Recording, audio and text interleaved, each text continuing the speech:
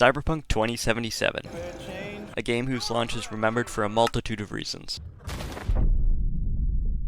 none of which good ones. I would be lying if I said this spiteful little hater, deep down inside of me, wasn't pleased seeing the lovely shitstorm that this game caused when it was released. As someone watching from the sidelines, I quite enjoyed the chaos, as I hadn't bought into it yet. Since then, there's been a sort of comeback story, much like Germany after World War I, as the game has gone from "it's so over" to "we are so back." And now, you can finally fill the Ryan Gosling and Blade Runner 2049 sized hole in your heart. Whether or not Cyberpunk deserves a second chance, I couldn't care less. All I know is that Phantom Liberty is pretty damn good. But first, I need to talk about Patch 2.0, otherwise known as Patch What Cyberpunk Should Have Been on Release. Their greatest minds cooked up innovative and exciting new systems, such as having police actually chase you after you commit a no Russian.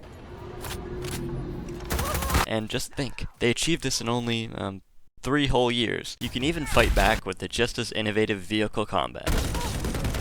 And if you manage to rack up 5 stars, MaxTac themselves will pull up. Who the fuck are you? And pack you out quite swiftly. They've also replaced the old dogshit skill tree with a not so terrible new one. Now, I didn't create an actual comprehensive build because I ain't doing all that, but I did make sure to include 3 core components in case you wanted to copy me. The first is a female character. This isn't mandatory, I just want to feel like a pretty princess sometimes. Think fast, Chuckle Nuts!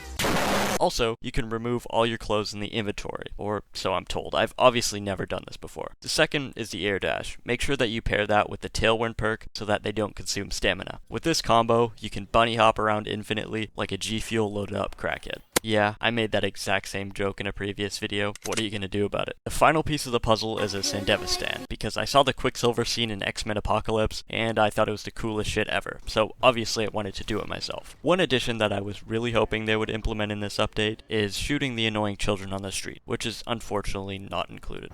They also added some other stuff, but that's boring, and I didn't feel like playing through the main game another time, as I already have 2 times. Well, actually like 1.5 times, but we round up around here. Anyways, now it's time for the good shit. Phantom Liberty obviously adds a lot of stuff. A captivating new storyline, new location, a new faction, BBCs. CD Projekt RED knows how to make DLCs. Or at least I think. These bad boys are going to be stuck in the depths of my backlog for a while. For any Americans living on the West Coast, the new location Dogtown might be quite familiar to you, as this is a surprisingly accurate recreation of Los Angeles, except Dogtown is cleaner and only has a fraction of the tweakers. This is an autonomous city-state inside of another autonomous city-state, with a booming black market where all the big ballers come to play. And I'm once again astonished at the attention to detail, as just like in real life, the rich party and live lavishly, while looking down upon the worthless peasants. If I look up into the sky at night and see like a McDonald's ad, I'm becoming a terrorist. The city even lacks basic infrastructure, just as God intended. The new faction, Barguest, led by Kurt Hansen, rules over Dogtown, and has all the borders closed off and heavily guarded, most likely an attempt to keep all the minorities out.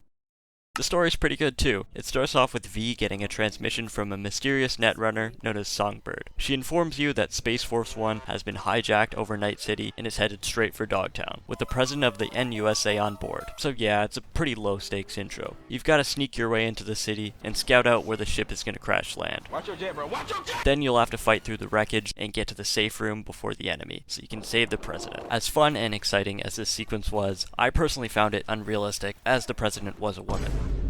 With the VIP secured, you've got to get the hell out of there, as you've got so much heat, not even Lester could save you. When you're surrounded and the situation seems dire, you come across a chimera, which Songbird hacks and proceeds to glass all your pursuers into oblivion with. Then, in a not so surprising turn of events, you lose contact with the netrunner and the chimera attacks you. Destroy it, and get to safety, where you'll become a glowy, and join the FIA, which is basically the CIA. Might I add that even in a fictional future dystopia, the CIA is somehow less evil than in real life. Truly impressive stuff. Anyways, your next step is to contact an FIA sleeper agent and find out what the hell happened to Songbird. I won't spoil anything else, so you can experience the rest yourself. Shit! So instead, I'll mention one of my favorite pastimes in the new DLC, going around cleansing the city of homeless drug addicts as they pose no value to society, which I find pretty based. Now, I have to mention the boring stuff, graphics and performance. My computer suffered greatly. Cyberpunk is one of those games where I'm willing to put up with worse performance than I normally would be okay with, since I like having pretty lights. There's just something about the pretty lights that satisfies my dopamine overloaded brain. My final rating for the Phantom Liberty expansion is 4.5 max tac operatives out of 1 Johnny Silverhand. Would sell my soul to an evil corporation again. As for the main game, well, I'll let the rest of the internet decide its fate. If you enjoyed, I'd kindly ask for you to like and subscribe. Otherwise, I'll be forced to take out my anger on my obese cat. And, as always,